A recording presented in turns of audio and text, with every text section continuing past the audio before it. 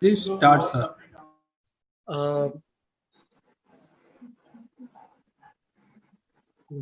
just hit go live.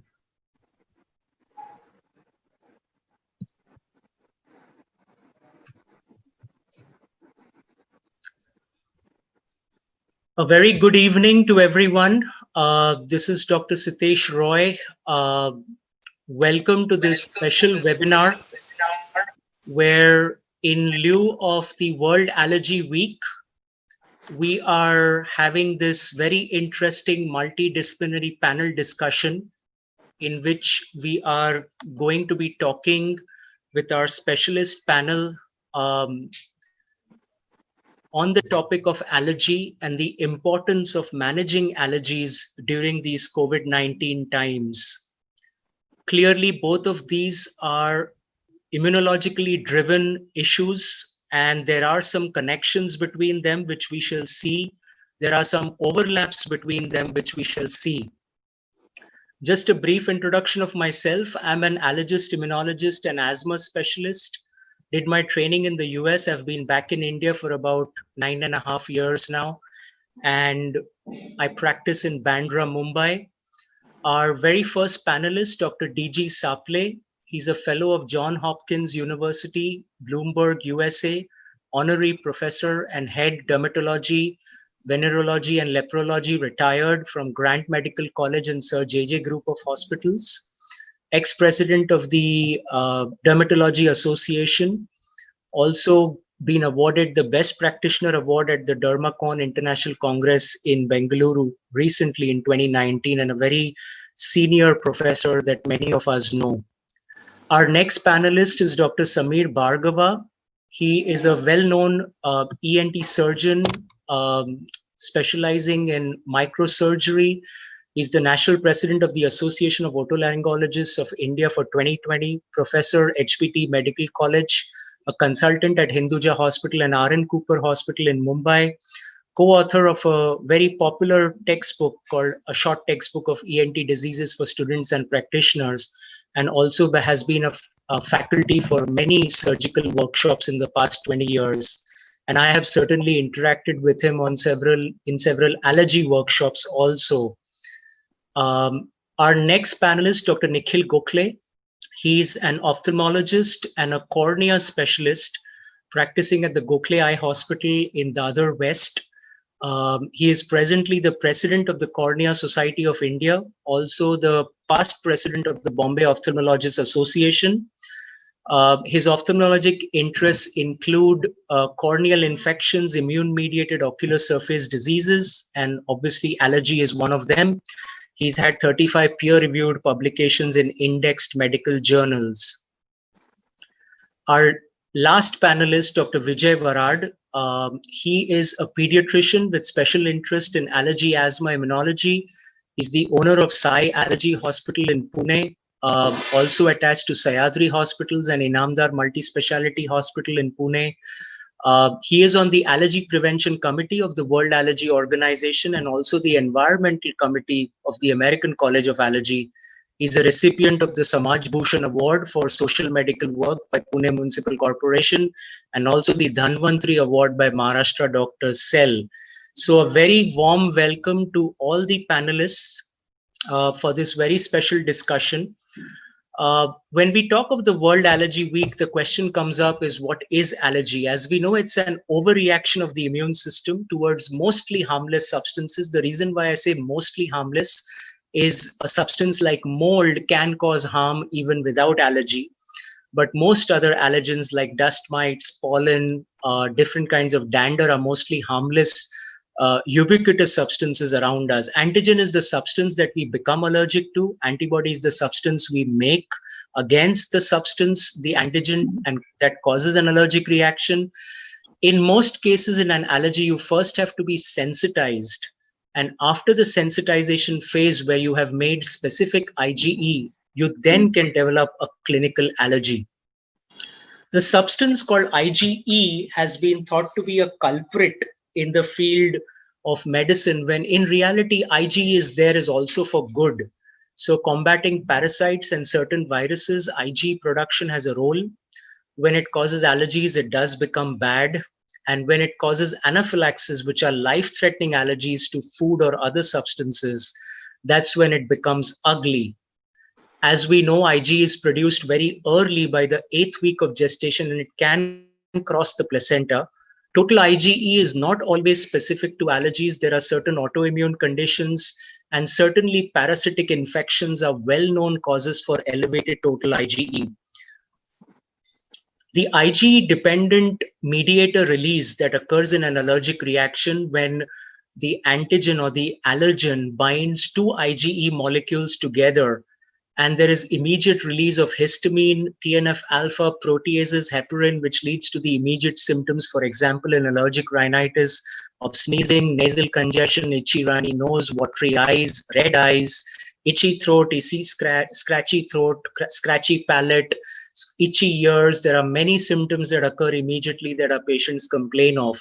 Over minutes, there may be lipid mediators like prostaglandins and leukotrienes, which can give, like in the lower respiratory tract, wheezing and bronchoconstriction. And over hours, there are many cytokines, which then recruit other inflammatory cells and mediators, including basophils and other eosinophilic cells, which can then produce mucus and further worsen the condition with addition of what we call congestion or blockage, whether it's the upper, the lower airway, or in the eyes with more chronic changes. So this is the basis on which the allergies are based or occur in the human body. Now, what we have to realize is allergies can begin very early. When I was practicing in the US, the youngest child that I have seen with atopic dermatitis was hardly a week old. And he already had pretty bad atopic dermatitis from almost head to toe. I have seen a few cases like that in India where it starts very early in infancy. And with the atopic dermatitis, many of these kids also simultaneously develop food allergies. And as they get a little older, they go on to develop allergies to indoor allergens like house dust mite or cockroach or animal dander, and start developing allergic rhinoconjunctivitis. And subsequently, they start developing outdoor allergies to pollen, outdoor molds, and other substances, trees, grasses, weed pollen. And also that leads to allergic rhinoconjunctivitis. And later on, this can develop into asthma. Now, while we used to call this the atopic march, I have certainly seen my share of patients where all of these simultaneously develop within the first 1, 2, or 3 years of life. Whereas in some patients, we may get a history where they had one problem in childhood, then one problem when they are teenagers, and a third problem when they are adults. So the atopic march is something that can play out over a very long span of time. There are many phases of allergies. It is estimated that somewhere between 1 billion to 1.5 billion people in the world, when you take ocular allergies, nasal allergies, skin allergies, food allergies, drug allergies, allergies to cosmetics, allergies to other substances that may be used, insect sting allergies. The list is endless and very long. And certainly there are many phases of allergies, and that is why we have this wonderful multidisciplinary panel today that shall discuss some of the aspects of allergy from these different standpoints. Now, we are facing the coronavirus. We are well aware that there were at least 6 types of coronavirus already circulating, later 4 types. Then we had SARS-CoV in 2002, MERS in 2011-12, and then now we have in 2019 the SARS-CoV-2 or the novel coronavirus. And the cases are clearly increasing compared to the very high death rates that we have in other parts of the world and in US. We are lucky to have fewer deaths, but the cases are still rising, as you can see with the log scale rise, as well as the confirmed cases. We are still not out of the woods, and hence the need to maintain caution and precaution, whether it is in practice, whether it is in evaluating and treating patients, is still very, very relevant and important in these days. A very common problem that comes up is differentiating between cold, flu, allergies, and COVID-19. Certainly, there are some key features that can help us differentiate this, and this is a question that is at the top of most people's minds. And certainly, this kind of a table can be very beneficial, where people can see that there are some unique symptoms of COVID-19 which may not be present in allergies. And in allergies, the presence of itching, which is not a common symptom in COVID, and sneezing, which may or may not be present, along with certain other symptoms. And this would be a good phenotype analysis of seasonal allergic rhinitis versus COVID-19, where you can see COVID-19 has its own set of issues. But when it comes to nasal blockage, rhinorrhea, sneezing, it can be an overlap between both, but the itching part in any of these areas and the conjunctivitis can be unique to seasonal allergic rhinitis, though some patients may interpret the irritation in their throat as a scratchy sensation in some cases of COVID-19 that I have also seen or taken care of. When we look at the factors causing allergy symptoms in India, clearly the inhalant allergens remain very high indoor and outdoor. But along with it, biomass fuel, smoke and smog, strong odors from different sources, air pollution, indoor and outdoor, which can be irritant, certainly contribute. And what has been found is that with westernization of diet and lifestyle, the incidence of allergies is clearly rising, and this has been noted in multiple studies that have been done, including a study called the ISAC study, the International Study of Allergy and Asthma in Children, which showed almost a doubling of allergies within a span of 10 to 20 years. And in some studies, even a tripling in numbers in some of the urban areas, with a slower growth in allergies in the rural areas. When we look at just an overview of allergy before we begin the panel discussion, the history is the most important component, followed by a physical examination, which may be normal. Allergy testing is very useful, and we shall speak about it. The blood allergy testing, which is called specific IG testing, is also very useful, but always remember that you need clinical correlation between the history, exam, and tests to really establish a diagnosis of allergy. This is still the gold standard, the allergy skin testing for allergy diagnosis, and once diagnosed, we are looking at patient education, pharmacotherapy, allergen avoidance, and immunotherapy. The patient education part clearly is not something that can be completely covered in a forum like this, but is very, very important to reducing exposure. Pharmacotherapy, we will discuss. Allergen avoidance, again, is very relevant and important, and immunotherapy is the only treatment that can alter the natural course of the disease. There are a bunch of different medications, and we shall speak more about them. The most common ones are the oral antihistamines, which have gone from the sedative to the non-sedative antihistamines, all the way now to the latest kid on the block called Bilastin. And clearly, we have many non-sedating options now for treatment. There are options of the cis-LT1 receptor antagonists like montelukast, zafirlukast. There are the nasal steroids, the nasal antihistamines, and then the as-needed decongestants, which should be used for limited periods of time. As I mentioned, allergen immunotherapy, where a gradually increasing dose of allergies vaccines are given to people either sublingually or injectably, can ameliorate symptoms over a span of 3 to 5 years and make a big difference in the overall history of the disease. And there are clear indications for it, which have been mentioned by various parameters around the world, and clearly with very good data to support it. And we shall speak some about it in our panel discussion also today. I shall leave some of these slides for the end and come to our panel discussion now, where I would like to begin with Dr. Saple, and this question is for Dr. Saple. Dr. Saple, I recently saw a young girl, 20-year-old, who had just moved back from the US after having spent about a year there in her studies. And she had developed a dermatitis on her eyelids and her face and neck. Now, typically, I have always seen atopic dermatitis come early in life, in childhood. But this girl had atopic dermatitis, which had an onset of just 6 months at 20 years of age. So if such a case were to present, and she did have a family history of a mother who had atopy when she was a child herself, which she had outgrown over time. Do you feel that atopic dermatitis is something that can present at any age or any time in life? And how important do you think it is at different ages to consider allergy testing for these patients to manage them? And what is your approach in such cases? Yeah, Sitesh, as you have shown your slides, there is a atopic march that you start from the childhood, the inside is what is happening in the house, then stepping up the house, and then going in the atmosphere. So that atopic march, it is well known now, is well accepted. So the many people they get during their childhood, but almost one third of the people they get during their adulthood.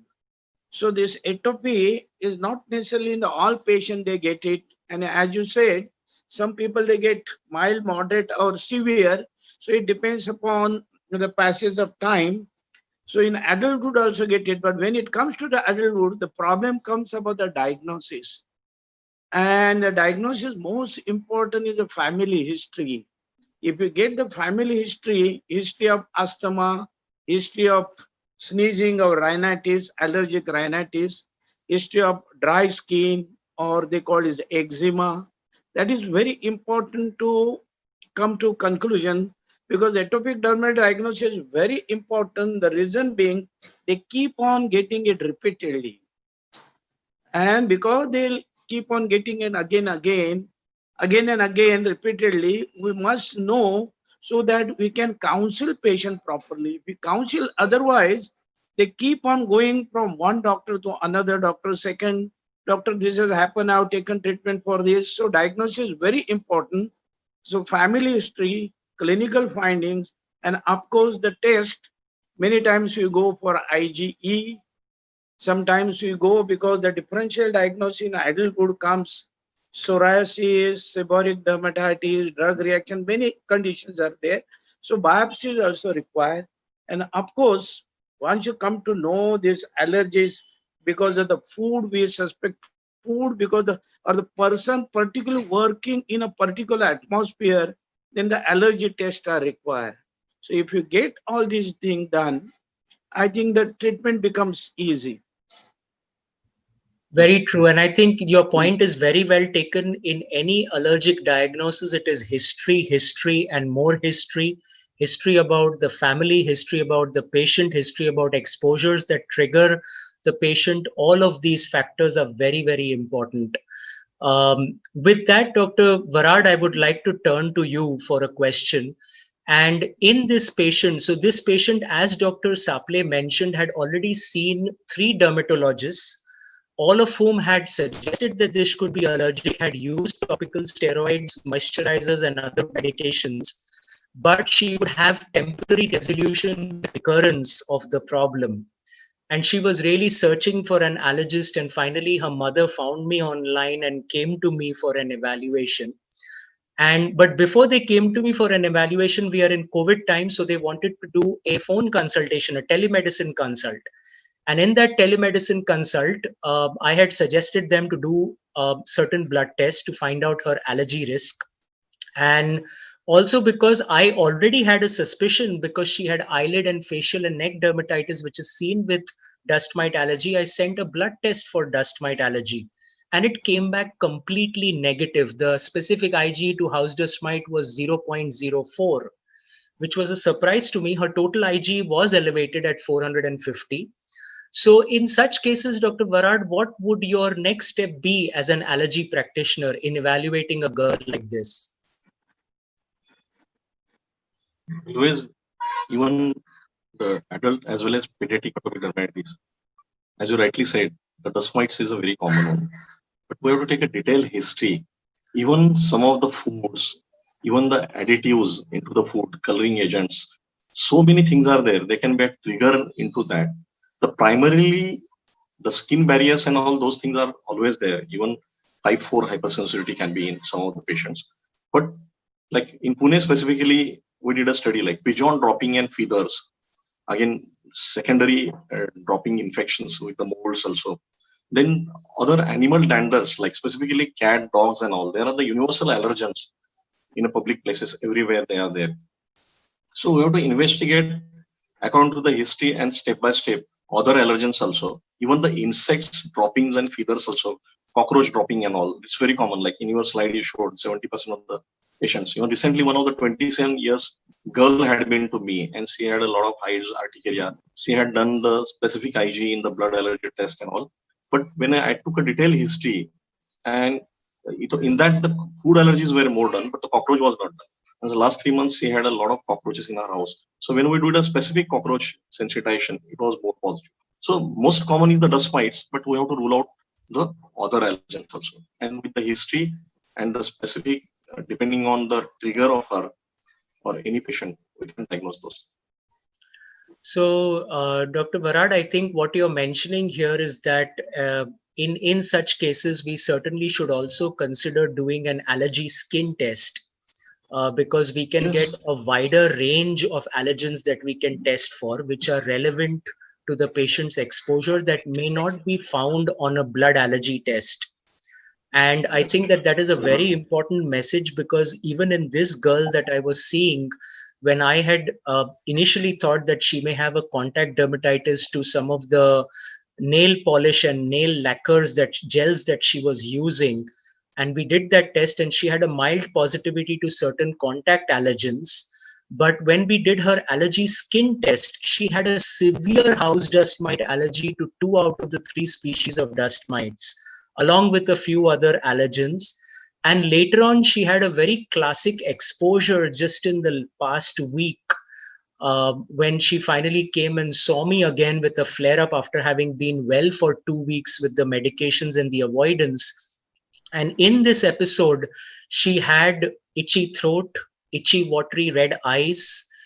She had a little discomfort in breathing because of the sensation that went, because she had entered a house that had been closed for several months, which we know is one of the sources of dust mite exposure.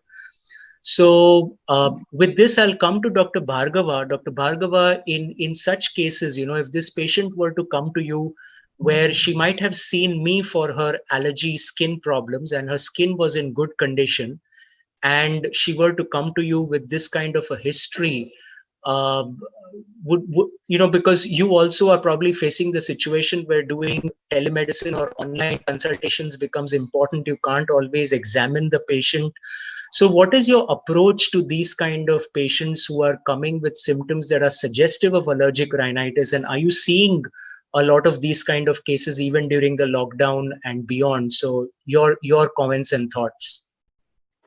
Yeah, so Sitish, what is happening is that most people are reluctant in a city like Mumbai, where the COVID curve being very high. So they are reluctant to get out of their homes for what they label as minor ailments. And allergy, unfortunately, has always been labeled as a minor ailment, and that's why generally undiagnosed, untreated. So a lot of these patients would want a telemedicine consultation. Although if I really look at the total number of patients of pure allergic rhinitis that I would be seeing during this lockdown, I would say definitely less than what I would be seeing earlier. But my practice is not strictly only allergy medicine. So that probably someone who practices exclusively allergy would be in a position to say whether the number of cases have gone down or whether they are the same, because people are not going out. So the outdoor allergen factor may be reducing, but the indoor allergen factor is increased. So they would be sitting on their bed and watching TV. So the dust mite issue becomes more. They sit and eat not only in the dining room, but they will be sitting everywhere in the house except the bathroom and eating. So cockroaches would go up. So I personally feel that the allergy would probably be the same or maybe even go up. So these patients I would treat symptomatically, which means that I would put the patient on an oral antihistamine, and from the history which is very suggestive and significant. If the nasal obstruction factor is more, then I would put these patients on a intranasal corticosteroid as well. And since you mentioned that this patient has already done certain tests which hint towards allergic diathesis, I would just treat it symptomatically and see. And if the patient responds well, then in that case, we just continue with that medication, maybe up the dose or reduce depending upon how the patient is responding. I would not go in for any further investigation at this point of time, which I feel would not be necessary really. Thank you. Completely agree. With this, I'll come to Dr. Gokhale. Dr. Gokhale, as I mentioned, this girl was having watery eyes and her eyes were itching. She already has eyelid eczema, which we have controlled with topical medications that are safe for the eyes. And I'm sure that you have seen your share of cases like this, probably not as mild as the one that I may be mentioning because this is an early ocular allergy. But just wanted to see what your thoughts are. How do ophthalmologists, because I don't often have an ophthalmologist, I've done many panel discussions. We are exploring this as a new thing because I feel you all see a good bit of it, but we don't get to interact with you. So what is your approach in such cases, assuming that Dr. Bhargava has done a great job with her nasal allergies, I've done a great job with her skin allergies, and somehow she still continues to have ocular issues. Do you see acute and chronic allergic conjunctivitis of this kind presenting, and that too in an adult who never had it before? And what's your approach to these patients? So we do see acute allergies which come with, suddenly come with chemosis and ballooning of the conjunctiva. And then we see patients who have rhinoconjunctivitis, that is, they have sneezing and then they have red eye, and itching is a very important symptom. We believe that if there is no itching, it's not allergy. You revise your diagnosis. And then not in this particular case, but we see a plenty of a subset of chronic allergy, which we call as the vernal allergy, which typically occurs in young children. And these are the most difficult children for us to treat as cornea specialists or as an eye surgeon, because most of these require steroids.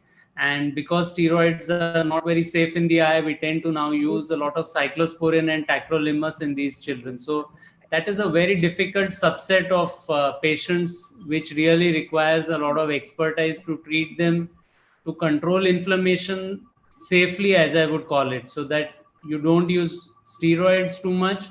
Neither you can not treat them, because the inflammation will tend to harm the eye. So you need to treat them optimally, and we use a lot of steroid sparing agents. When we see, as you said, rhinoconjunctivitis or with systemic allergies, most of these patients are able to do well with just mast cell stabilizers or antihistaminics that we give in the eye, along with oral antihistamines if they have systemic allergy.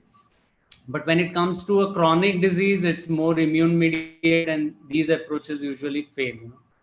So there we have to totally look at a different way of approaching these patients.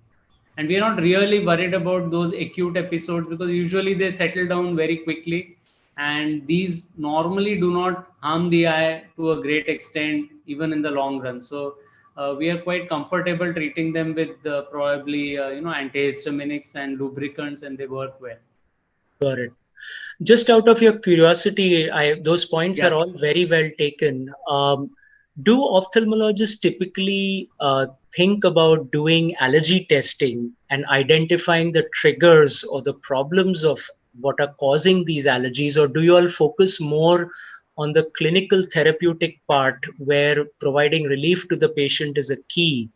What do you think is the approach generally taken by ophthalmologists these days? And do you all do skin testing, or is it blood testing that you all prefer? Just a curiosity question. I think a lot of people wonder. If you look traditionally at the literature, we have a lot of allergy testing done for rhinoconjunctivitis. As I said, our problem area is more of vernal keratoconjunctivitis, which is a difficult situation. So in the last few years, I think we have been focusing a little bit more on allergy testing, testing for blood test as well as skin prick tests. And we have started using allergen immunotherapy sublingual. And I think because we realize that there are limitations to medical treatment, especially with regard to safety parameters. And so we look at things which might improve the need for medications and improve quality of life. So there has been a definite trend amongst all of us that we are now looking more at, trying to treat the primary cause or the root cause rather than just trying to suppress the immune mechanism. So we are looking at it, although we still don't have all the results. We have anecdotal evidence. We don't have published data on this, but we are all looking at it and we are trying to go ahead with, treating more cases this way. Great, great. I'm very happy to hear that, because when I first came back to India in 2011 and I interacted with some of my ophthalmology colleagues, they had never heard of allergen immunotherapy, which I had already been doing for around 12 years. And especially for ocular allergies, which, like you mentioned, some of the really recalcitrant cases of vernal conjunctivitis, spring catarrh, those kind of issues with really chronic changes, cobblestoning in the eyelids. We've had some amazing results with immunotherapy as allergy practitioners over the years in different ages, especially young children, teenagers. And I'm very happy to hear that the ophthalmology fraternity is starting to look at it. There is definitely data published in the West showing that these things do work, whether it is with or without allergic rhinitis. In both conditions, it can help. And so I think more and more allergy testing is the key message here. So we can, as you said, not just do symptomatic care with medications and inflammation suppression, but rather look at the trigger and also look at the long-term treatment. So that's great. That's wonderful. Dr. Saple, I'll come back to you now. This same girl, this one girl has really been a very interesting case for me. And ever since she first met me about or spoke to me about 3.5 weeks ago in lockdown phase. But she started developing urticaria during the same time. And so I wanted to ask you that if you see a case like this who has atopic dermatitis and now has developed urticaria, what would be considered acute urticaria since it is less than 6 weeks duration, what is your typical approach in such cases for patients having acute urticaria? And do you feel allergies play a role in acute urticaria? See, Sitesh, this urticaria nowadays, practice we have seen, the number of people presenting with the urticaria is going up, is rising. Number is rising nowadays. For last at least few years is going Completely up. agree. So there are a lot of studies, Indian Dermatology Association, Asia Pacific Association, that, and according to them, any patient comes to you with the urticaria, we divide into whether it's acute or the chronic. If it is acute urticaria, usually it can be drug induced because of food allergy. Food allergy is very common, or because of the infections, a bacterial infection or the viral infection. So this is, or sometimes a helminthiasis, but this is acute. But once it becomes chronic, then you have to think of immunological problems or the allergy. There the problem comes in a chronic urticaria. So chronic urticaria, where the tests are required, where we give some blood tests, we get ASST test, and the further blood test, we get it done to find out what is they are allergic to, because that is very necessary. Otherwise, just giving antihistaminic, if it is severe, giving corticosteroid, or what is called nowadays we give biological, obalizumab and all this. But that will give again temporarily. But what in our practice, we do ASST test, that is auto skin sensitization test. Many, we are surprised, many times it comes positive. And one of the treatment, what we are following and we are happy about, autohemotherapy. Yeah, but it is auto serum therapy, because when I was a houseman, that is I'm talking in 74, we used to inject whole blood in chronic urticaria. But now, of course, we are becoming fine, refined thing. We just separate the serum and we inject that serum once in a week, at least 10 to 15 injection, and many patients it helps. So this is how we are managing. Of course, with the antihistaminic steroids are required, if it depends upon the severity, mild, moderate, or severe. But in chronic, many times you are able to manage with what is called auto serum therapy. That's very interesting, Dr. Saple, because whenever we as allergists, at least in the West, have so autologous serum skin test is a well-established test. We know that there is something called an anti-FC epsilon R1 antibody, which is an antibody to one of the receptors, the low affinity receptor of IgE. So a person can develop self antibodies or auto antibodies to that receptor, which is one of the causes of chronic urticaria. And it has been known in up to 30% patients in certain cohorts that have been studied that that can be a cause. And there are other autoimmune causes related to the thyroid and other autoimmune diseases that are known. Now, interestingly, the auto serum test, when we had applied in very rigorous trials in America and in Europe, the results were very mixed to the point that they did not reach statistical significance. But I do find that in India, maybe there's a difference in the way it is done, but it is something that I think really more literature, at least on the allergy side, needs to be published by the dermatologists to show the efficacy, because most immunotherapy that we do requires a prolonged duration of desensitization, where we are talking about 3 to 5 years for allergen immunotherapy. And in this 10 to 15 injections given weekly seems like a very different protocol. So I think that this is a very interesting topic that you bring up, and maybe we can have a specific seminar on this between allergists and dermatologists. But I do believe that the autologous serum skin test is something that should be utilized more in the diagnosis of chronic urticaria. I certainly do it in my practice like you do, and I find it to be very beneficial. So thank you very much for your inputs on that. My next question I shall ask Dr. Varad. Dr. Varad, as Dr. Saple mentioned, the use of antihistamines in the treatment of allergic diseases, we have the older generation and then we have the newer generation, the sedative and the non-sedative. And while most people say that there is no role for the sedative antihistamines, can you shed some light on how you use maybe the older generation and the newer generation in your practice for managing allergic diseases? As an allergist, we get all the chronic patients.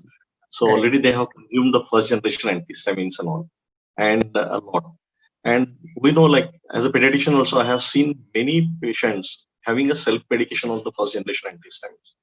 And it has been found that they have a long-term side effects, specifically below 12 years, the sleep cycle defect and the cognitive behavioral disturbances and all. So I think those should not be prescribed.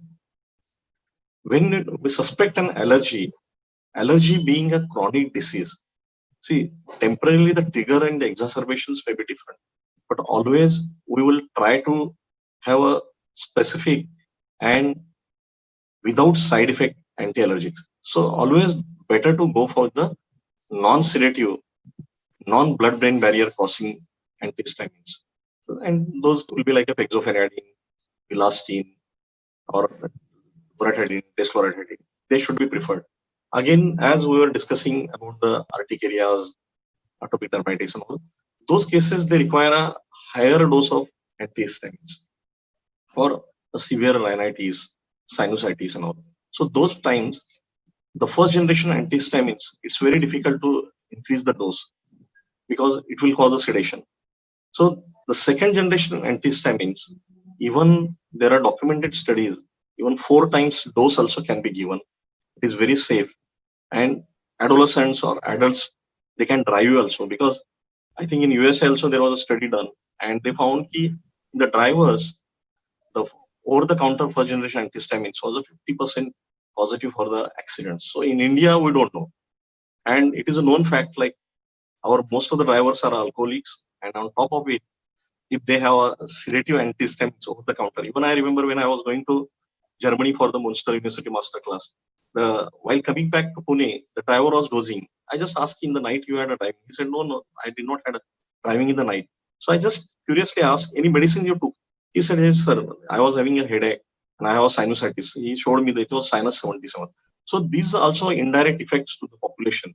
And that's why the safer, the newer generation, second generation antihistamine should be used. Completely agree. And in fact, as you mentioned, a study done in the US where they looked at, so when a person drinks alcohol, as you know, there is impairment in their cognition and their judgment.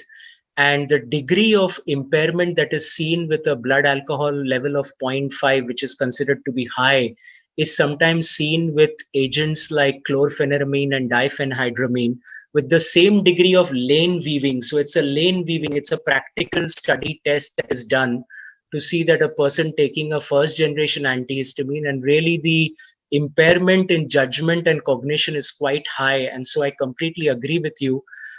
Though I would say that in certain cases of acute or chronic urticaria and atopic dermatitis, where you want the patient to be able to sleep at night because otherwise they will not get sleep, the use of substances like hydroxyzine might be appropriate only during the night time, not during the daytime.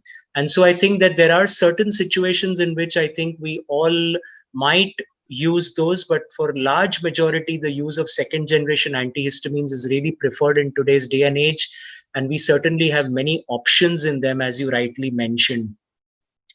So with that, I will come to Dr. Bhargava. Dr. Bhargava, in terms of, you've already mentioned that, you know, the allergy testing and then subsequently using antihistamines and nasal steroids. Do you often find the need to combine a nasal steroid with a nasal antihistamine? Do you think that that combination is good and relevant for practice? And how do you view that? And what has been your approach? Do you tend to start with a nasal steroid first and then add an antihistamine later? Or do you sometimes, just from the clinical presentation of the case, know that this person or this individual may require both in treatment? So your thoughts on that?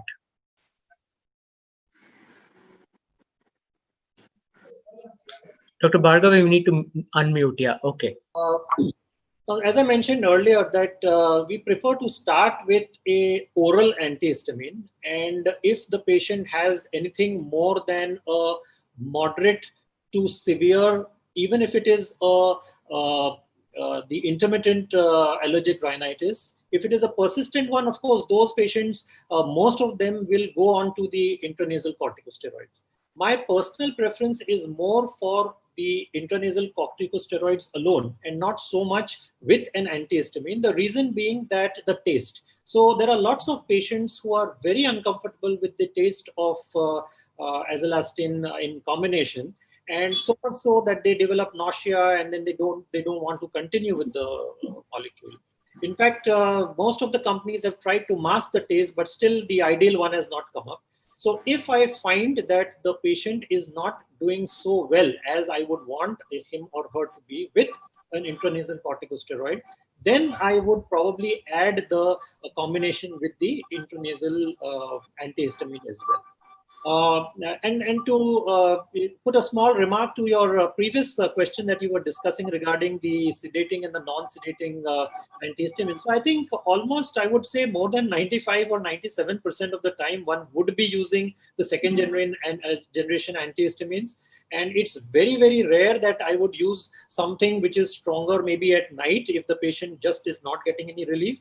Sometimes we do not hesitate to add a short course. When I say short, meaning maybe 5 to 7 days course of an oral steroid, if the things are not falling in place. Probably the preference in my case, of course, is fexofenadine and the new bilastine that has come up. But yeah, if the patient is pregnant, then in that case, I would probably prefer another molecule which is more time tested, although over there, it's just the category B medication that we would prefer using, where a cetirizine or a loratadine comes into the picture, or sometimes even the first generation antihistamines. Completely agree. As far as again the nasal sprays are concerned, we have been using either whether it is fluticasone or mometasone. These are the ones that we are using more frequently, and all the budesonides and the beclometazones have been virtually given up. Again, only in pregnancy may I want to use a budesonide, which is category B. Category B again, as compared to the other molecules. Just on a continuation on that, Dr. Bhargava, because I get this query in every lecture that I've given around the country and around the world, the duration of use of intranasal corticosteroids in a case of chronic, moderate to severe allergic rhinitis. Many people seem scared to use it for more prolonged periods of time. So what do you and the ENT fraternity feel about the use of those medications, and how do you use it in your practice? Yeah, so there is always this fear among our patients that, oh, we are using steroids because of all the side effects that they have read and have heard. So I emphasize to them that, well, this is a dose which is in micrograms. It's much, much, much lesser than a milligram. So it is safe. We have enough data to show that it can be used for many months, even many years if used continuously. In a younger patient, I would definitely want to, then look at from the growth hormone suppression point of view. I would probably not give it for a very long period of time. I may also want the patient to go to an ophthalmologist and get their intraocular pressures checked from time to time if I have prescribed it for a very long period of time. But we must always remember that allergies, the treatment can be stepped up or can be stepped down. So you did not be in the same dose all throughout for many months or many years together. And also, any patient who for more than 3 or 4 months is on an intranasal corticosteroid, I would definitely recommend doing a skin prick test and trying to find out what exactly is the cause for the allergy, and even look at the immunotherapy as an option in these cases. Completely agree, and I think we have also spoken on this in many forums together, and I think that the importance of doing allergy testing early on, preferably the skin test, even more than the blood test, because there are certain allergens, as we know, which are locally found, which are not represented on the blood test panels and can be missed.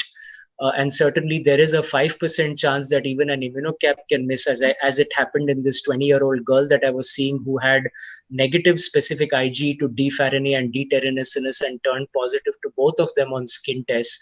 So recognizing that and then doing immunotherapy so that their pharmacotherapy can be reduced in the span of 3 years that they are on immunotherapy, and potentially even be completely resolved that allergy of theirs, I think is very important. So that's why SPT continues to be the gold standard even after so many years. Correct.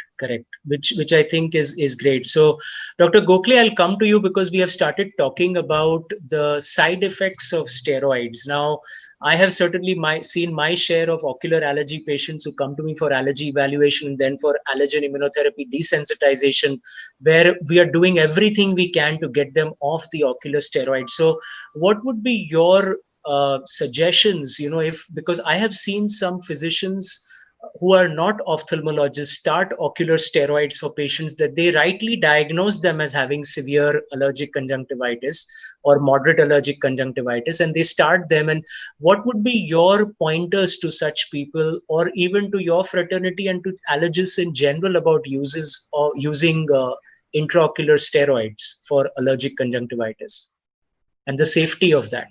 Unfortunately, as it happens, I think for ophthalmologists, the primary treatment sometimes starts with a steroid.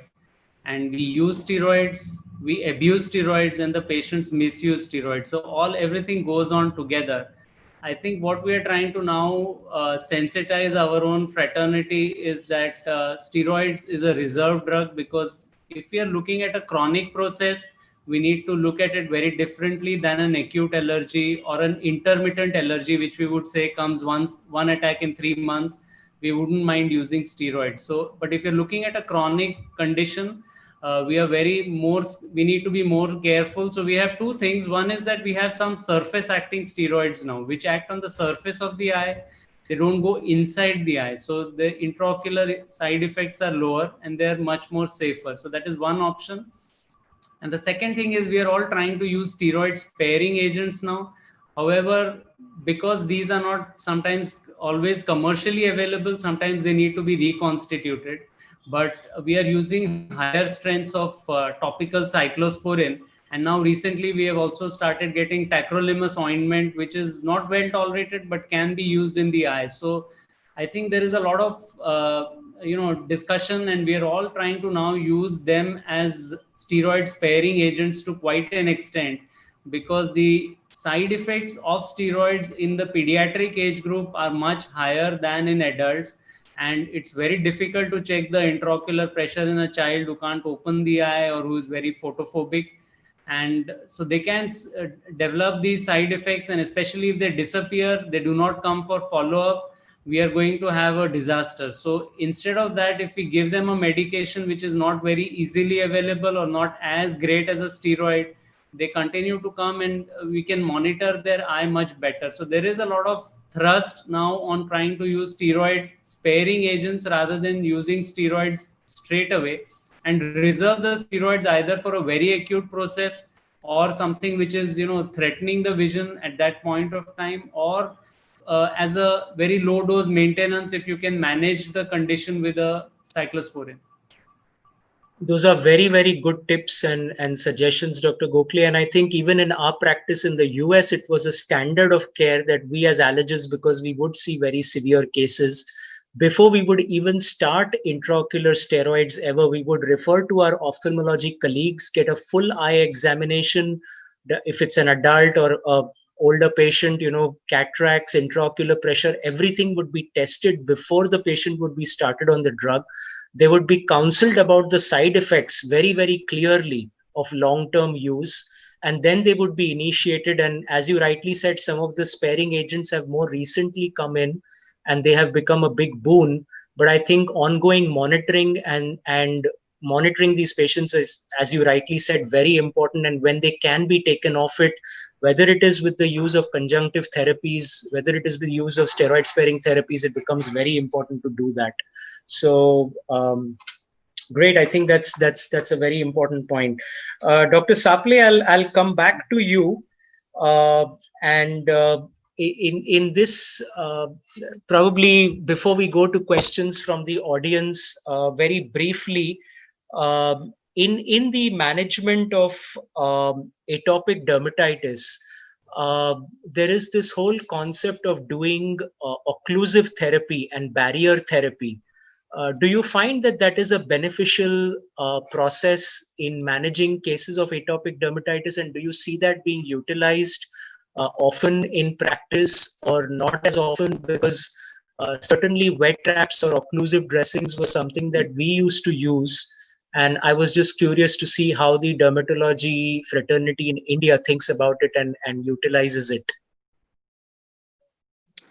Siti, the main problem in atopic dermatitis is loss of permeability of the skin. Skin becomes porous, skin becomes open. So any infection can take place easily, any allergen can go in easily. So the atopic people are prone for allergy. So most of the people, any people come for allergy, we must rule out the history of atopy. That is very important. But here in the management, the problem, what we call is the dry skin, pruritic skin, itchy skin. And if you can prevent, if we can prevent by using moisturizers, emollients, of course, in severe cases, we use local steroids also. As Dr. Gokhale said, we use tacrolimus, picrolimus, many things we use, but that is okay if the lesions are restricted to the certain, but if the lesions are all over, what we need is the occlusive dressing. And in occlusive dressing, usually the cold compresses are very useful. Many patients, because these are the atopic people, unfortunately, they have got narrow spectrum for the temperature. They get a problem with the too much cold or too much hot.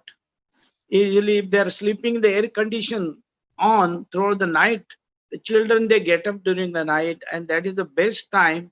Instead of doing, they give cold compresses. That helps a lot.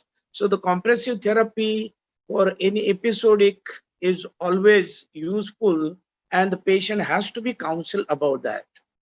Great. I think that's a very important point. And with that point, Dr. Varad, I would like to ask you, have you utilized allergen immunotherapy for atopic dermatitis? And do you think that it works in certain cases that are well selected? And also, do you feel that children respond better to allergen immunotherapy than adults do? I want your thoughts on those 2 points. Yes, absolutely. Atopic dermatitis, eczemas, and all, even urticarias in children. Specifically, allergen immunotherapy plays a very good role, and specifically dust mite allergies. Because most of the children have a dust mite sensitization and all. The desensitization helps a lot. Even I remember one child, 1.5 years, and the child had been to many dermatologists also, and the child was on oral steroids, localized steroids, so many things, and they had lost the hope. When we took a detailed history, the child was admitted 2-3 times with the bronchitis also, and the blood, even as you rightly said about your young girl, the same child also, blood specific IgE was negative. And he had a small patch which was uh, uh, without any scheme changes. I did a dust mites only and I found a significant sensitization, 8 millimeter. And I started desensitizing. Within 6 months, the child showing very good improvements. After 1.5 years, the child is much better now. So even some of the food allergies, like in US and all, they are advanced into the milk desensitization. Now they have started peanuts and all. Now at least in India, we have started the milk desensitization. So even some of the food allergies also we can desensitize.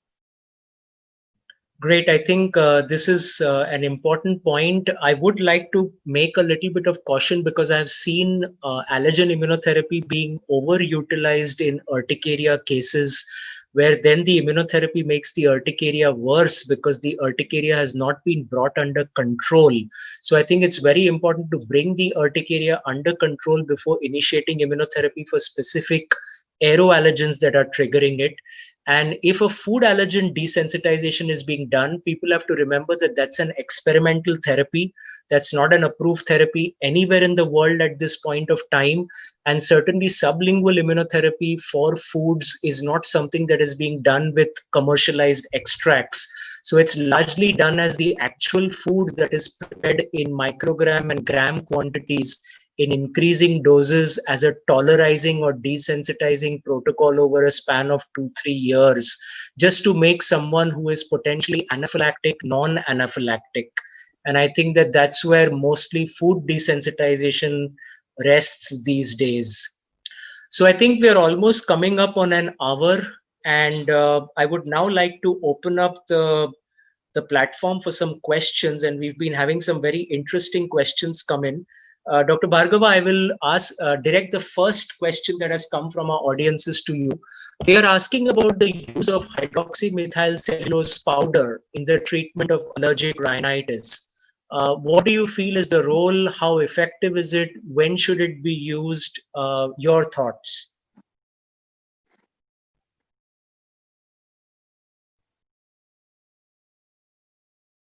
So hydroxymethylcellulose powder is relatively in India, I would say, a new entrant into the many therapies that are for allergy. Probably just about a year or year and a half. And the purpose of the whole thing is to form a physical barrier. And the disadvantage being that it needs to be used at least 2 or 3 times in a day. And it is very, very temporary. So as long as you are using the powder, the patient is under control. And the moment you stop using that, then the patient goes back to his or her symptoms. So I did use it initially, but as I mentioned that it did give good response. But the drawback was this fact that it is absolutely temporary. So it has a very good role in pregnancy, so where you do not want to give the patients any other medication, particularly the first trimester. And that's where I would say that it did have a role. But that's a very limited segment of population that one would be using. Yeah. Okay, great. I would also agree with that, and there has certainly been a use of nasal steroids followed by hydroxymethylcellulose, where the effect tends to be a little longer and prolonged than of the nasal steroids, and we can get some benefit and get some control in an acute situation. But for chronic use, I agree, there are some limitations of that. Dr. Nikhil, rightly, that first the nasal steroidal spray and then the hydroxymethylcellulose spray. Correct. Dr. Nikhil, someone mentions Dr. R.V. Bharat from Nellore says that conjunctivitis is also a symptom of COVID-19. We have certainly all read about it.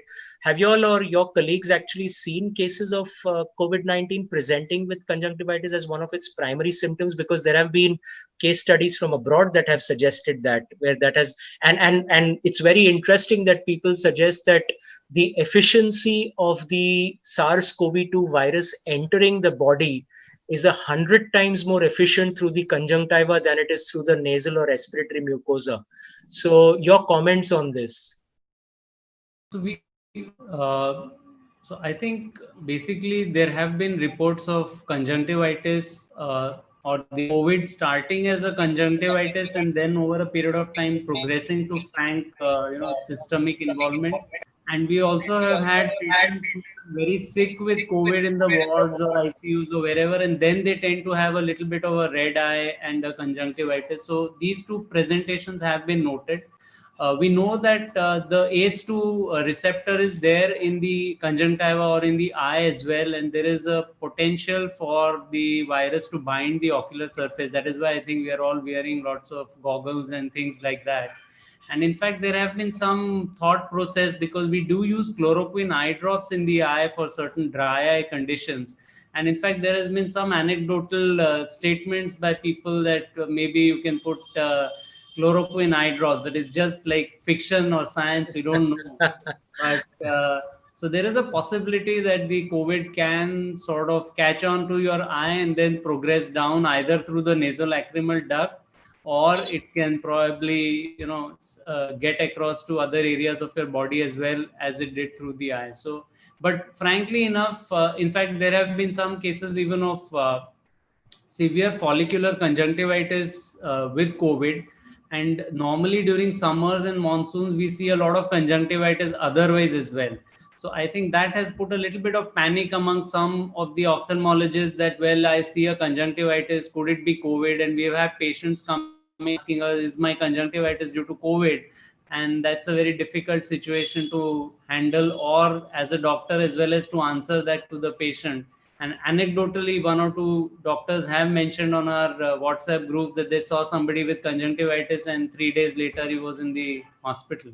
So it's a difficult, evolving science and situation. Certainly, and I think this is where probably a high level of suspicion and the ability to do the nasopharyngeal swab test, or at least do the ancillary tests like the CBC, the CRP, look at the neutrophil lymphocyte ratios, look at the LDH, look at the serum ferritin, some other parameters that may help us differentiate between a normal, maybe rainy season mold allergy of the eyes versus a COVID kind of a situation, and obviously the other symptoms that we look at. So a very important point, and thank you for that. Dr. Varad, I'll ask the next question to you.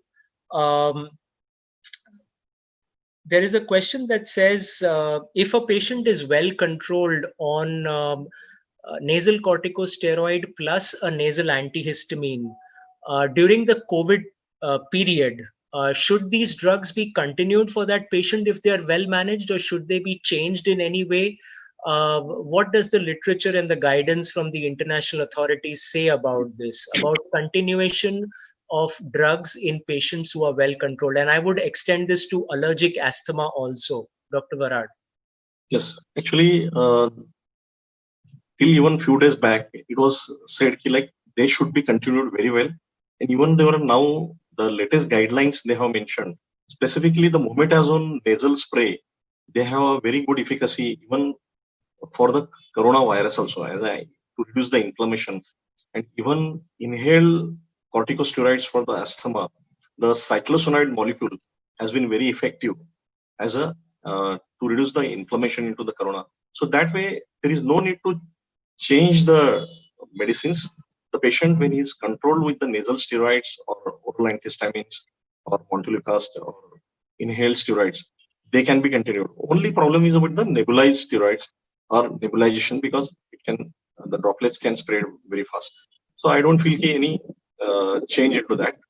Only thing is that in India specifically, still many patients of allergic rhinitis, asthma and all, When they are uncontrolled, they are referred to the allergist, and then the allergen immunotherapy started.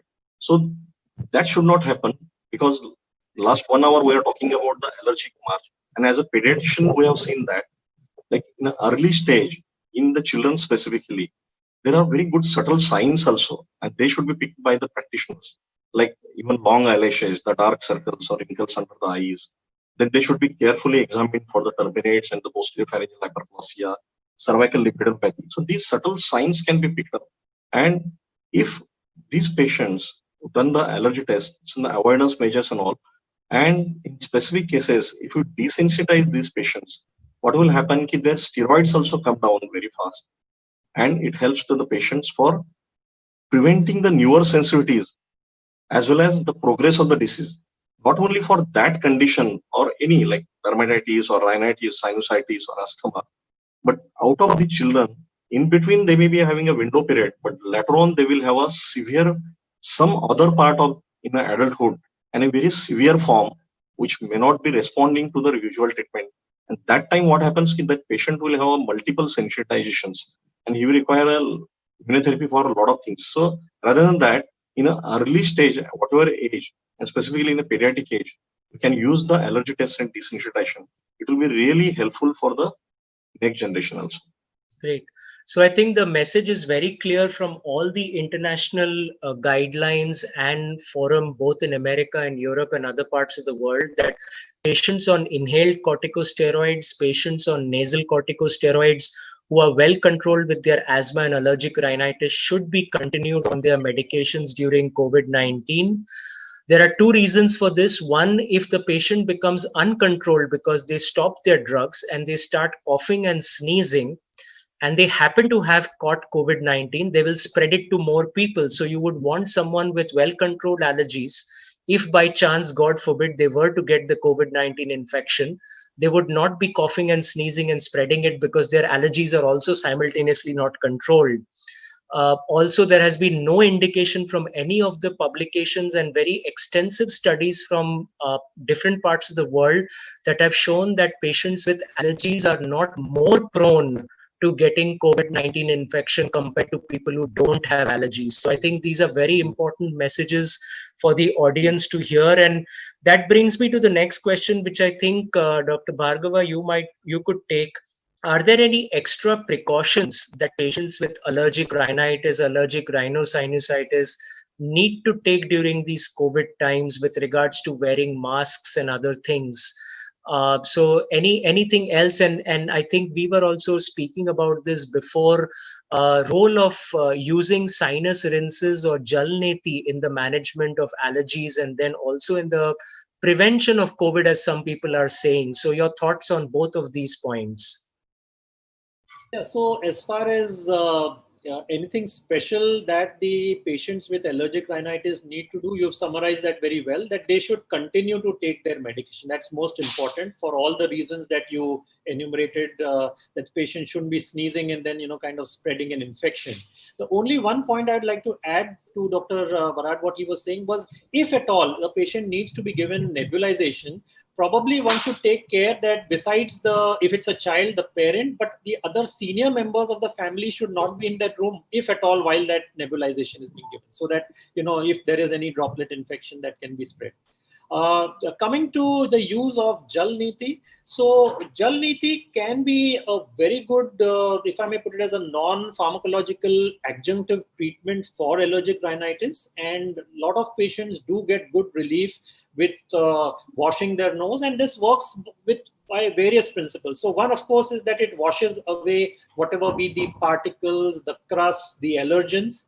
It also helps to improve the mucociliary clearance. So when you wash the nose, then the mucociliary clearance gets a little better, and these patients will end up with less chances of a rhinosinusitis. That is one thing. And another important thing that we sometimes don't realize is that it also removes the inflammatory mediators that are there. And that's how it may actually reduce the allergic process, So I definitely recommend a lot of my patients that if they can do the Jalneti, and they need not really do it the traditional neti pot, etc. But today you get, ready-made bottles and sachets, and you can use that as a nasal rinse.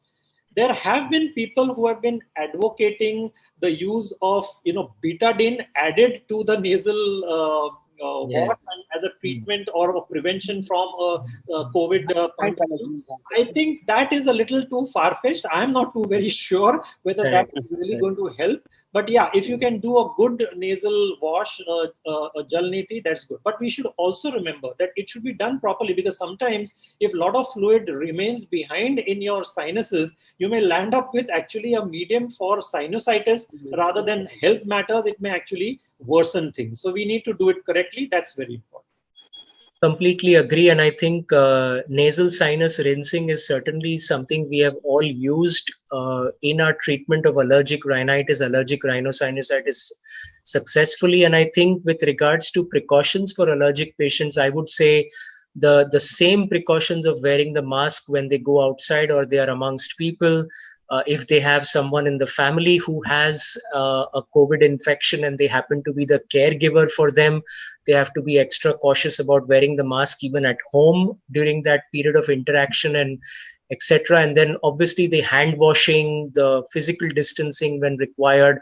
I don't think allergic patients need to do anything different than other people, because there is no necessarily extra risk. Even initially what they thought, patients with asthma being at higher risk for COVID, that risk is not higher. But yes, if their asthma is not well controlled and they happen to get COVID, then they may have more trouble than a patient who had well controlled asthma and got COVID. So I think it all boils down to overall control. This next question I will ask Dr. Saple. You've been silent for a while. I have a question for you. Someone asks, let me see if I can get, Dr. Sandeep from Indore asks, what are the common food allergens in urticaria, Dr. Saple? Any comments on that? You have years and years of experience in this. I would also love to hear your answer. See, the food allergen, usually they are for the proteins. In the protein foods, of course, is very well known that the prawns proteins is very well known, eggs proteins. So whenever they take the proteins and they get allergy, especially when they are not exposed to that type of proteins. For example, the vegetarian people, sometimes they go to the restaurant and the restaurant had got the mix veg and non-veg. Sometimes there is a chance that non-veg, there is a chances of mixing, and that is the time they get allergy. So as you said, the history is very important. So that is the one of the things we have come across in a practice.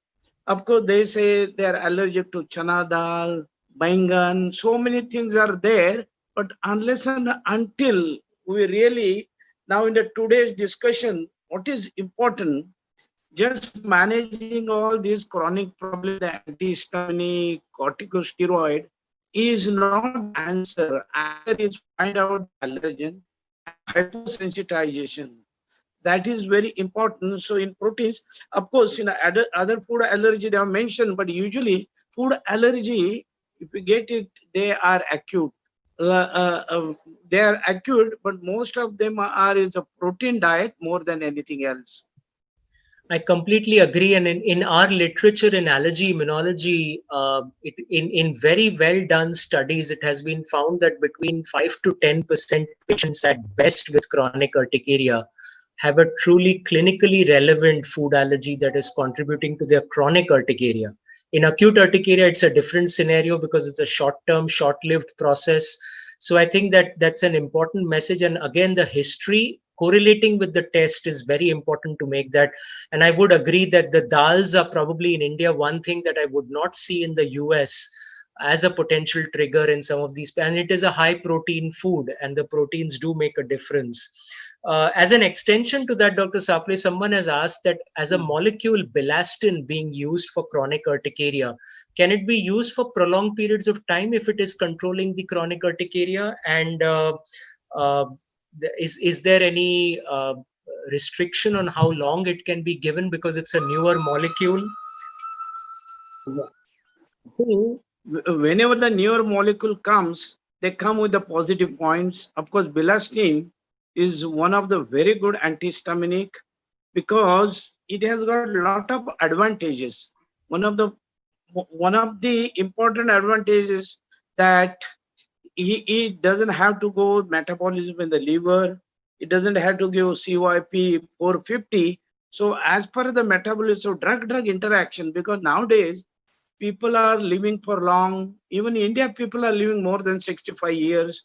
So when they're living more than 65 years, they're living with the comorbidities. And when living with the comorbidity, they are on polypharmacy. And there we need the drug. We have got less drug interaction. So this belastin is one of the wonderful drug as far as concerned. And as Dr. Varadkar says, that sedation is a big problem, because most of us now, we are all the time working. All the time we have to be alert. So we need one antihistaminic, we can keep you alert. So compared to the first generation, in second generation, belastin is one of the very good, and it has got hardly any blood-brain penetration. So belastin is, you take the cost-wise also, safety-wise also. Only thing, how long we should be used is still because a new molecule. So unless until we try, we experience, it's very difficult to say, because initially when new molecule comes, always we welcome with the positive findings, but their real colors are seen after 2 years. So I think we have to wait for that. But I don't think at present, at least giving for 6 months, there is no problem. I would agree with you, Dr. Saple, and I think one of the differences that is important is the drug-food interaction, because of which it does need to be given on a relatively empty stomach for at least 2 hours after a meal. And I think that enhances the efficacy of the drug and is very important to follow. I have some very interesting questions here, and I'll open it up. Anyone in the panel can actually answer this.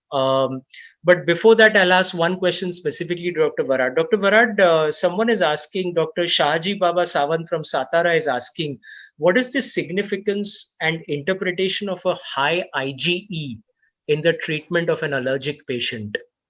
Your comments. Yeah, still many people, they do the total IgE level, the allergy patients. That's not required, because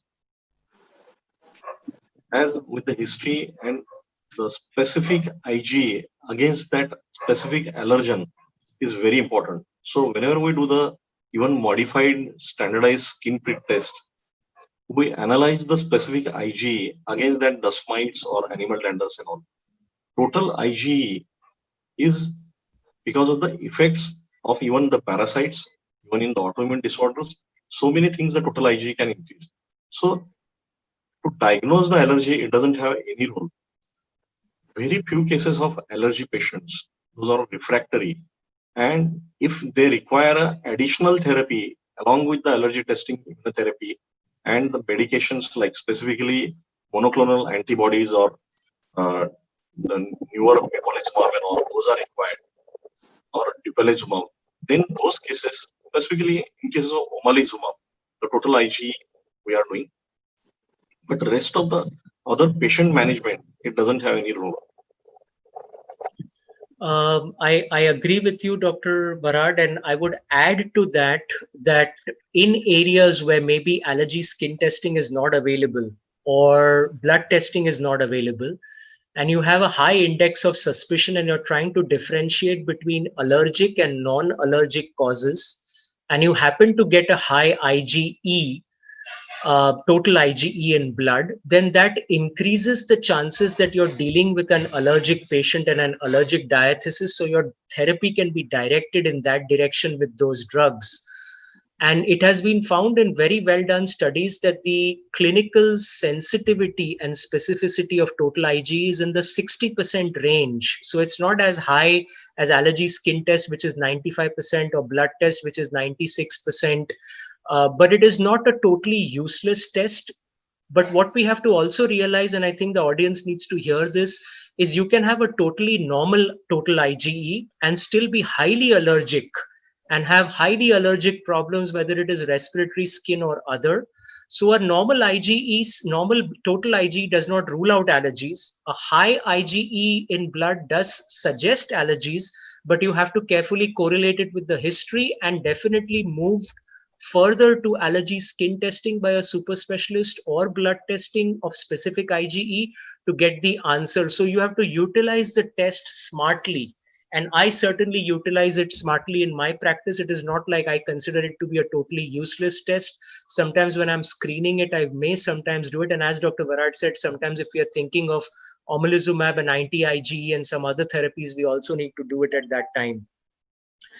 I'm going to come to a couple of interesting questions now. I'll pose this one to Dr. Bhargava. Dr. Bhargava, someone asked, what is the incidence of type 2 diabetes mellitus in patients given intranasal steroids for many years? This is Dr. Rajendra Prasad Gupta from Varanasi. He's asking. Any thoughts or comments on that? No, it is, as I said, that it is now we have enough literature to show that there is no problem in using the molecule for many, many years. So I would not agree with that. What are your views on that? I also am of the opinion, because most of our new generation nasal antihistamine, so if we keep beclomethasone aside, which is an older generation, budesonide has a 90% first pass metabolism in the liver. Fluticasone and mometazone have 99% first pass metabolism in the liver. So the likelihood of getting systemic side effects from intranasal steroids alone is next to nil, unless you're using super high doses, like you're using 8-12 sprays in a day. God forbid you would not do that, but I've seen it done sometimes, so I'm mentioning it. But if you're in the 2 to 4 sprays a day dose range, you don't get it. The only condition in which I would say caution needs to be taken is when the patient is also on inhaled high dose steroids for asthma, as well as high dose intranasal steroids for nasal allergies. In those situations, there have been some cases of HPA axis suppression over many years of use, but I don't think I've ever seen a type 2 diabetes mellitus come up because of intranasal steroids, or for that matter, inhaled steroids. Those side effects would occur with oral steroids, not with the intranasal or inhaled ones, because they don't have a very significant systemic effect.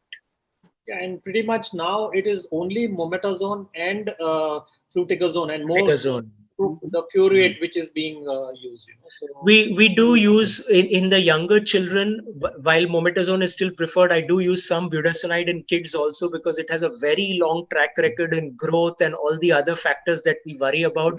It has some of the maximum data published, even more than mometazone does. So I would agree, but all of them are safe. Let's see.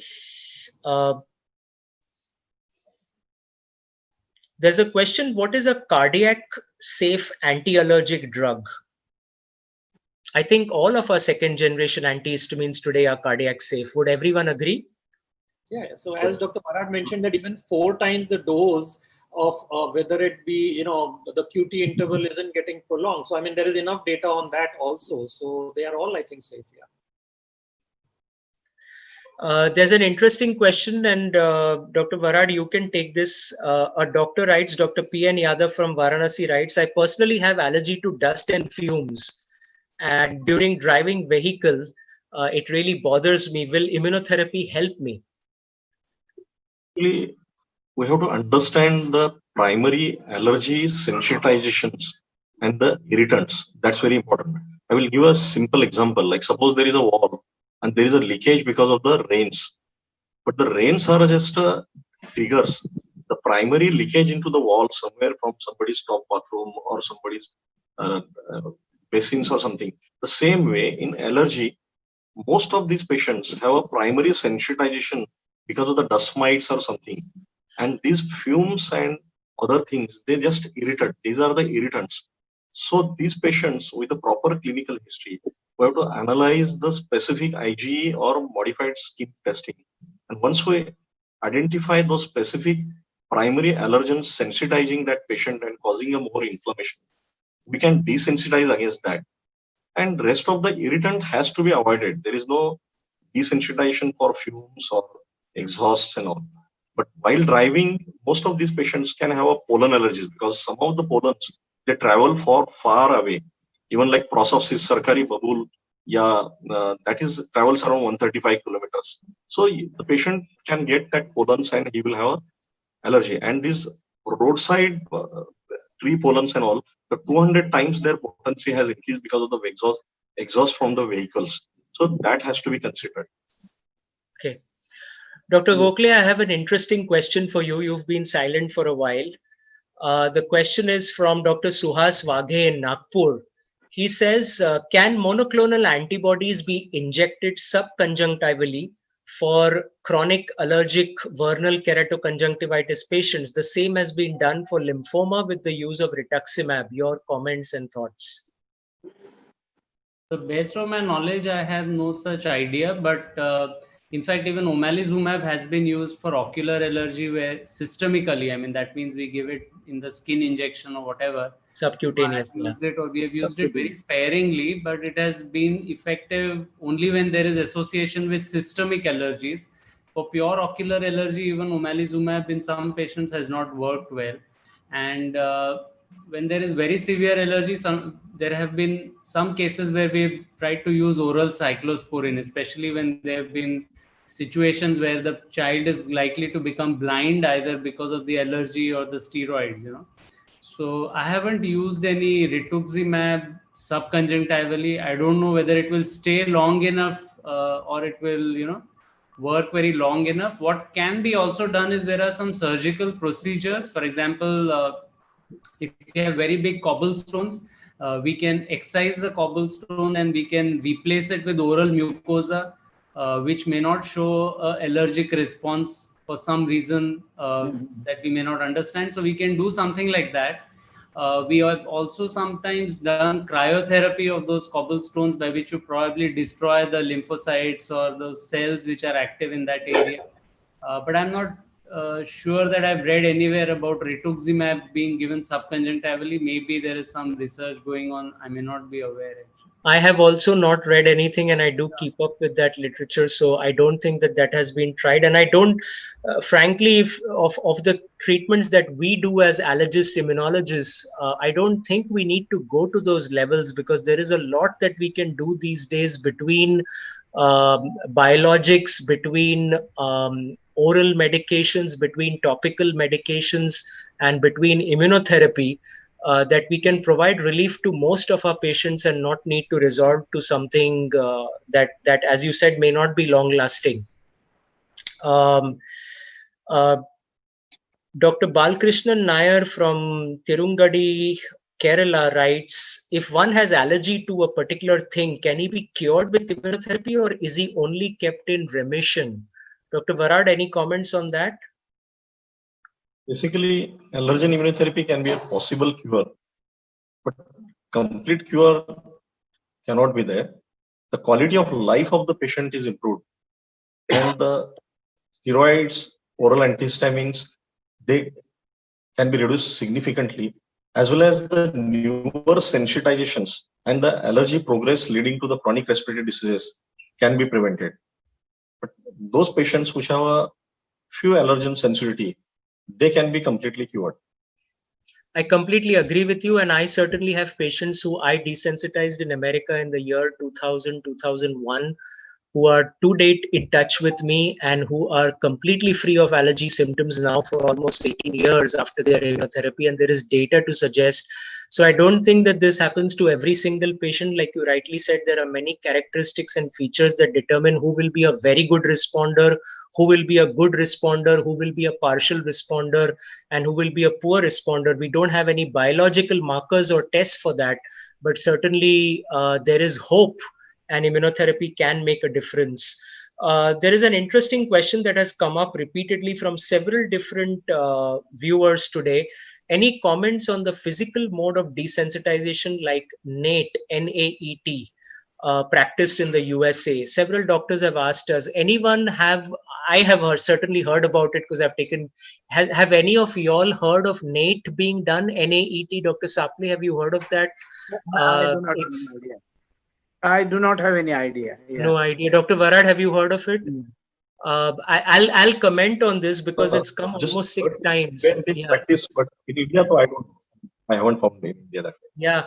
So Nate, when we are taught allergy in the United States of America, in the Bible of allergy, there is a section called unproven therapies. Okay, and Nate has been put into that section in the Bible of allergy. And the reason being that whenever Nate has been utilized in a very carefully studied, scientific, double-blind, placebo-controlled trial study or analysis, it has not been found to have any clinical significance or relevance. Now, I will add to this one point, and this is an important point. I say it in every lecture that I do, but placebo has an improvement in up to 30 to 40% patients in some of the most difficult drug trials that I've ever seen. And so I believe that some of these therapies may not have a scientific basis that we can identify, but they can certainly have a psychological, emotional, mental, whatever basis you may call, that may lead to improvement in a patient. So I am no one to say whether it works or not, but science says that there is no mechanism by which Nate can work. And that's just me quoting what is there in the textbooks. Just tell us what it is exactly. I'm totally unaware of this terminology. We'll talk about it later. We are actually running out of time. We are at almost an hour and a half. I shall update you on it. It's an interesting phenomenon. Dr. Rajendra Prasad Gupta has asked any update on component resolved diagnostics for a polysensitized patient. Dr. Varad, has that been available? I know they've been talking about getting it to India. I don't think it's still offered anywhere, right? Not available. It is not yet Still available, right? Yeah.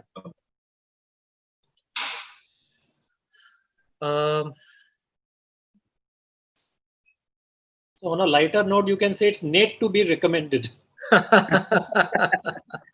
Well said. Well said. There's a general question. How do panelists counsel patients about the chronic nature of allergies? I think it's a very relevant question. Dr. Dilip Madhavi has asked from Nagpur. What are the things you tell people when you counsel them? Because we all know allergies are a chronic problem. People often live with it for years together.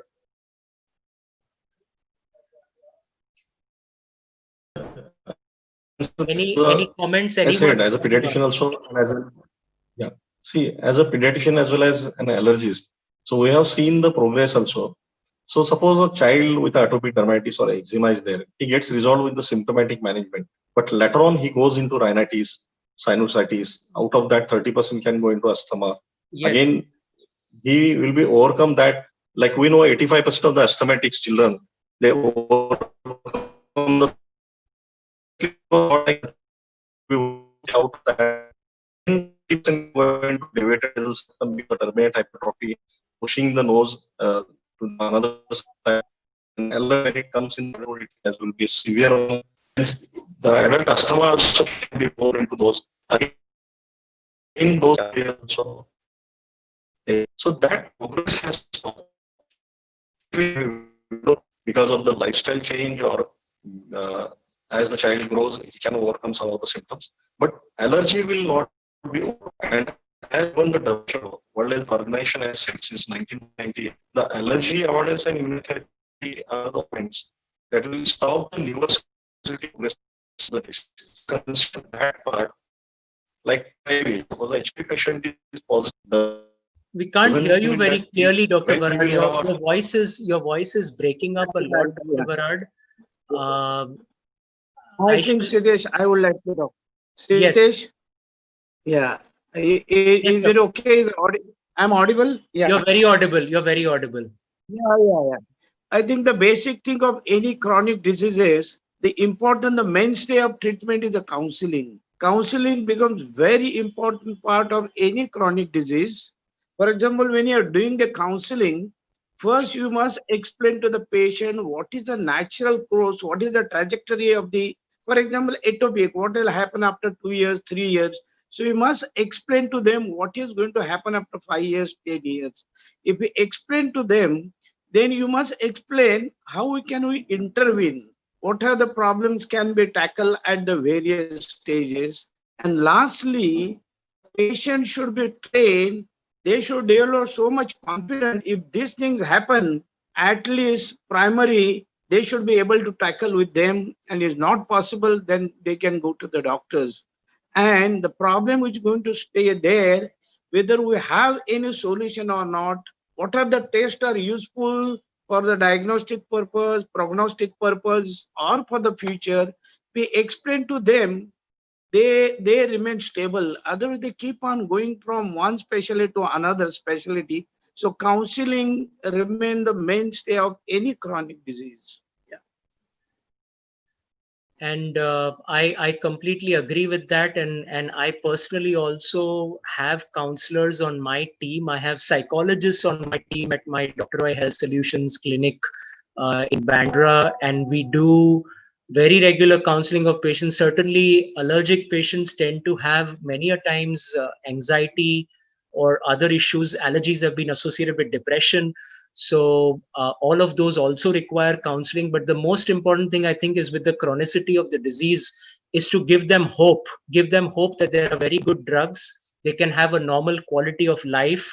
They can do everything that everyone else does as long as they take a little extra care of themselves with regards to avoiding exposures or taking their medications or undergoing a 3 to 5 year immunotherapy desensitization to get rid of the allergy. And I think that usually in my practice has given very good results because the patient feels in control rather than feeling that they are left with a disease for which they can't do anything for the rest of their lives. So I think counseling is very important for giving hope to our patients. I think Hitesh, you can add, other they land up with the quacks. Many times they land up with the quacks of chronic. True. At least it is happening in our country. Very much. Right in the beginning, I tell my patients that, look here, this is a disease that we can generally not cure. But if you want to improve your quality of life, and we all know what quality of life is because everybody hold up, at home. So you understand that aspect. You tell them that it's to improve your quality of life. And if they know that, then they will stick to the treatment and continue to, and will still be accepting the fact that this disease can come back from time to time. Very good point. Dr. Saple, Dr. Sunil Morekar from Mumbai asks role of biologics in chronic urticaria. I think you already touched upon the use of omalizumab. It is approved. It can be used for a 3-month duration. Anything you would like to add to that? I have certainly used it. I'm sure you have used it. No, I entirely agree with you. Last 2 years, we are keeping the track people coming with the chronic urticaria, whether they need any biologicals or not, like omalizumab. But none of our patients needed this injection because we were trying whether it was. So most of the patient usually they respond with the antihistamine. Of course, second generation antihistamine, sometimes you have to add the first generation, step up the doses. And cyclosporine is, according to our experience, as Dr. Gokhale said, cyclosporine is one of the very important drugs in management of chronic urticaria. And I have not used omalizumab, but I'm hearing a lot. Many medical representative comes, says, sir, you're seeing so many patients. Why are you not using this? I said, I'm waiting for the opportunity. But unfortunately, none of my patients needed this because you cannot use this drug so easily. Yeah. Correct. It is expensive. I completely agree. I have used it very selectively and I've used it for a defined duration of time, not for a very prolonged duration of time. And I've had good results in those cases that I've used it in. But it is not for everyone, and certainly it is not cost effective for everyone also. So I agree with you. Most cases can be managed without biologics. Completely agree. With good diet counseling, with good medication therapy, pharmacotherapy, they can mostly be managed. There's another interesting question. The use of steroid has been hypothesized to be associated with prolonged period of viral shedding. Would this be of concern in an asthmatic patient who is on steroid inhalers if he develops COVID-19? And would the quarantine period have to be prolonged? Dr. Appasaib Dhus asks this from Rahuri. Dr. Varad, would you like to take that? I also have some comments on this after you're done.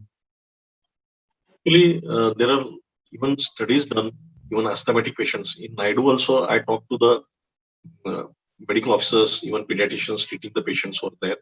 They had around 10% of the asthmatics over there.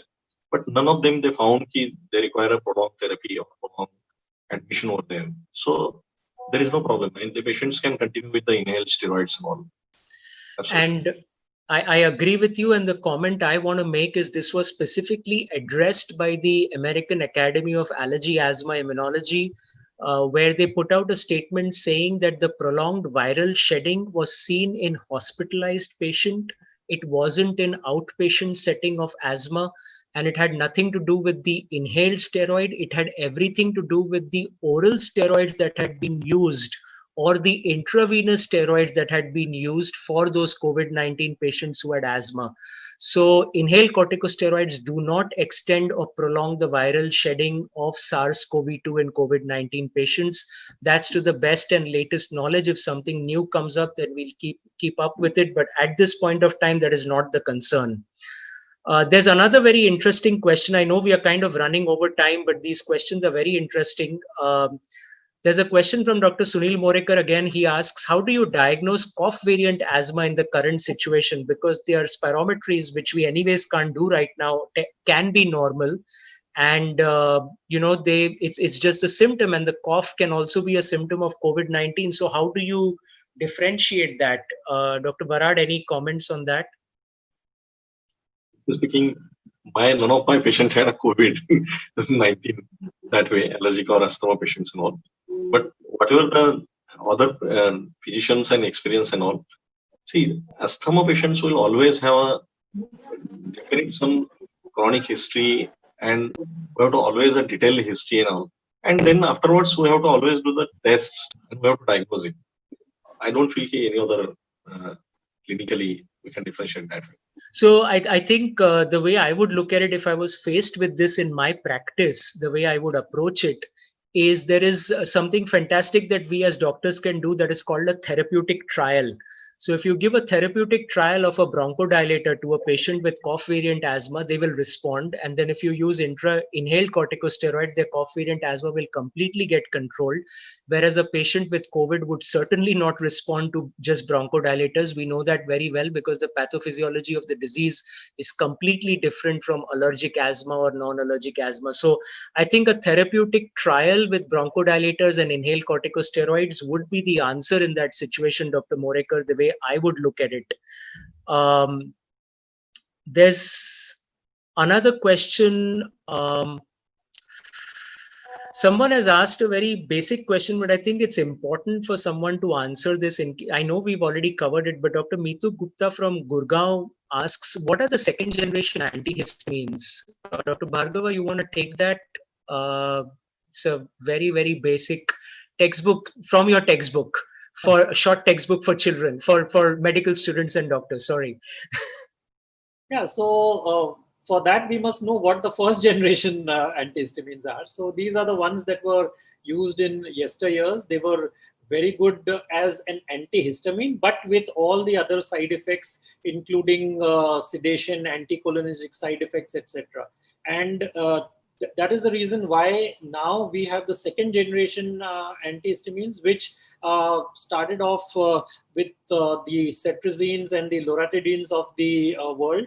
Basically, the advantage being that the second generation do not cross the blood-brain barrier, and that's the reason why the sedation component is not there.